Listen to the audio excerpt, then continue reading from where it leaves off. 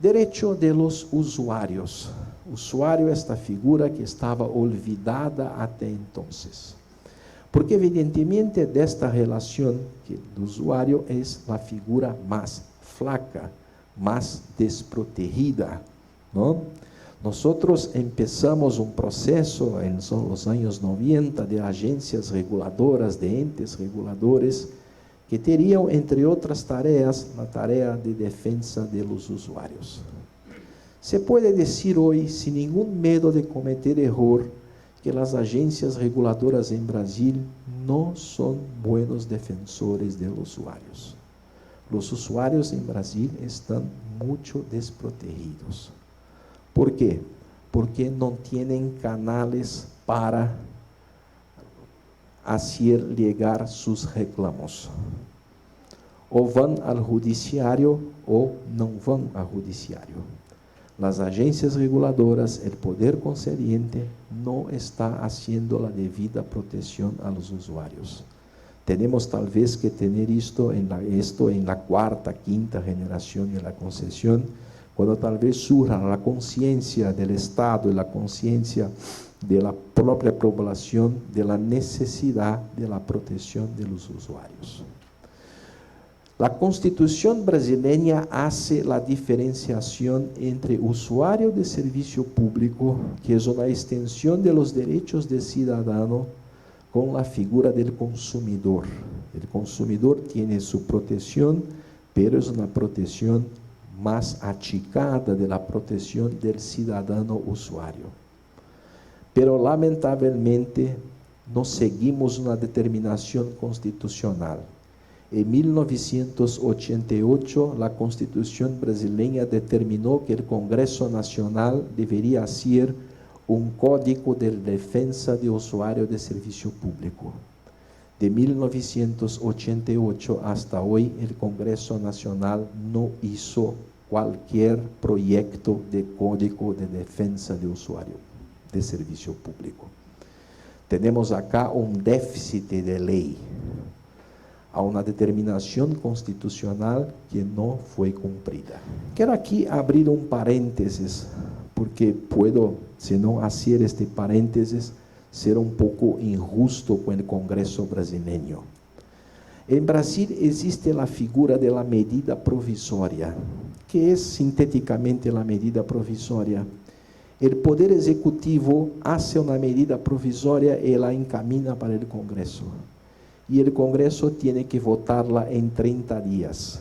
E a pauta, a agenda do Congresso, havendo medidas provisórias, não pode andar. Como há uma pluralidade insuportável de medidas provisórias, o Congresso Nacional não tem sua agenda própria. O Congresso Nacional é todo ello à disposição do Poder Executivo. Porque o Executivo em Brasil edita aproximadamente de 8 a 10 medidas provisórias ao mês. Então, o Congresso brasileiro tem uma série de déficits, porque não pode legislar, porque tem que quedar-se votando sobre as medidas provisórias. Incluso antes era pior, porque antes o Congresso não aprovasse a medida provisória em 30 dias, a medida provisória estava aprovada. Então, teníamos a criação de lei por la omissão.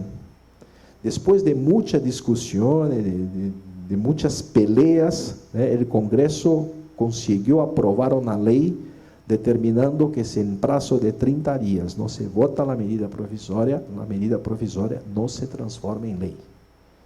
E o Poder Executivo não pode renovar no mesmo ano a mesma medida provisória. Foi um grande avanço. Pero o problema não é avançar, o problema é a existência da medida provisória, porque a medida provisória impide que o Congresso atue com autonomia.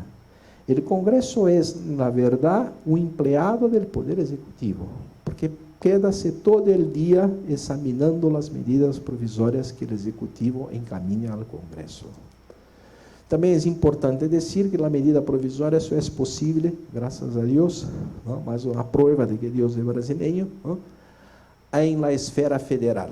En la esfera estadual, en la esfera municipal, no hay medida. Pero estamos entonces desde 88 sin un código de defensa de usuario, ¿no?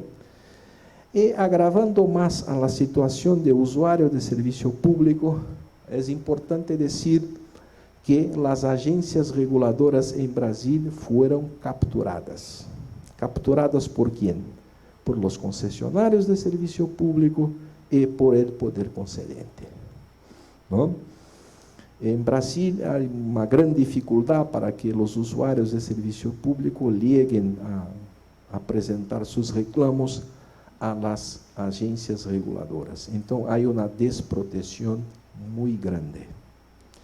Esto se reflete en la fixación de las tarifas por primero.